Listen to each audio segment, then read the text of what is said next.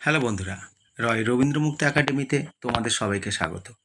আজকের ভিডিওটি সেই সমস্ত বন্ধুদের জন্য যারা এবছর রবীন্দ্রমুক্ত বিদ্যালয় থেকে উচ্চ মাধ্যমিকের পরিবেশবিদ্যা পরীক্ষা দেবে। তাদের লাস্ট মিনিট সাজেশান, অর্থাৎ এই 2025-এর লাস্ট মিনিট সাজেশান আমি তোমাদেরকে দিচ্ছি। এগুলো তোমরা দেখে যাবে, আশা করি এখান থেকেই কমন পাবে। তোমাদের টোটাল 100 মার্কে পরীক্ষা হবে। তার মধ্যে তোমাদের লিখিত পরীক্ষায় থাকবে 80 মার্ক আর প্র্যাকটিক্যাল থাকবে 20 মার্ক। নম্বর বিভাজনটা দেখে নাও। 1 নম্বরের 12টা প্রশ্ন থাকবে, 2 নম্বরের 6টি প্রশ্ন থাকবে, 4 নম্বরের 9টি প্রশ্ন থাকবে, 5 নম্বরের 4টি প্রশ্ন থাকবে। গত ভিডিওতে আমি বাংলা এবং ইতিহাসে যে লাস্ট মিনিট সাজেশান করেছিলাম সেখান থেকেই কিন্তু সবাই কমন পেয়েছে। আশা করি তোমরা এটা থেকেও কমন পাবে। তবে মূল পর্বে ফিরে যাওয়া যাক। অবশ্য ভালো লাগলে ভিডিওটি লাইক ও শেয়ার করে দেবে। প্রথম প্রশ্ন, ইকো ক্লাব কাকে বলে? এর উদ্দেশ্য লেখো। পরের প্রশ্ন, ইউটিলিফিকেশন কি? এর কারণ ও ক্ষয়ক্ষতি লেখো। পরের প্রশ্ন, ম্যালথাসের জনসংখ্যা তত্ত্বের মূল কথা ও ক্ষয়ক্ষতি লেখো।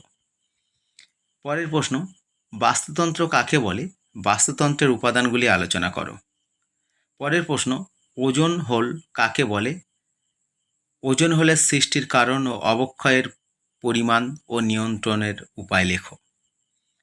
পরের প্রশ্ন, অম্লবৃষ্টি কাকে বলে? অম্লবৃষ্টির ক্ষতির প্রভাব লেখো। পরের প্রশ্ন, জীব বৈচিত্র্য কাকে বলে? জীব বৈচিত্র্যের গুরুত্ব লেখো এবং জীব বৈচিত্র্য অবলুপ্তির কারণ। পরের প্রশ্ন, বসুন্ধরা সম্মেলনের নীতি লেখো। পরের প্রশ্ন, চিপকো আন্দোলন কি? পরের প্রশ্ন, হিউমাস কাকে বলে? কিভাবে সৃষ্টি হয়? এর উপকারিতা লেখো। পরের প্রশ্ন, বর্তমান ও ভবিষ্যৎ জীবনের মান উন্নয়নের সুস্থায়ী উন্নয়নের আবশ্যিকতা লেখো।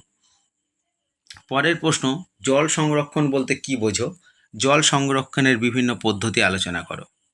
পরের প্রশ্ন, সুনামি কাকে বলে? সুনামির কারণ ও প্রভাব লেখো। পরের প্রশ্ন, গঙ্গা অ্যাকশন প্ল্যান কি? গঙ্গা দূষণ নিয়ন্ত্রণের উপায় লেখো। পরের প্রশ্ন, পেস্ট কাকে বলে?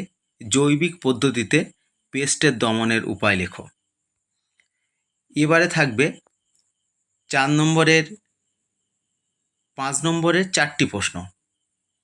প্রথম প্রশ্ন থাকবে, বায়ু দূষণজনিত যে কোনো 5টি রোগের নাম, জীবাণুর নাম ও রোগের লক্ষণ লেখো। পরের প্রশ্ন, গ্রিন হাউস কি? গ্রিন হাউসের গাছের বৃদ্ধির কারণ লেখো ও এর প্রভাব লেখো। পরের প্রশ্ন, জীবাশ্ম জ্বালানির ব্যবহার ও পরিবেশগত প্রভাব লেখো। পরের প্রশ্ন, বন্যপ্রাণী বিলুপ্তির কারণ লেখো। পরের প্রশ্ন, 4R পদ্ধতি বর্ণনা করো। পরিবেশ সুরক্ষা আইন 1986 এর উপরে টিকা লেখো।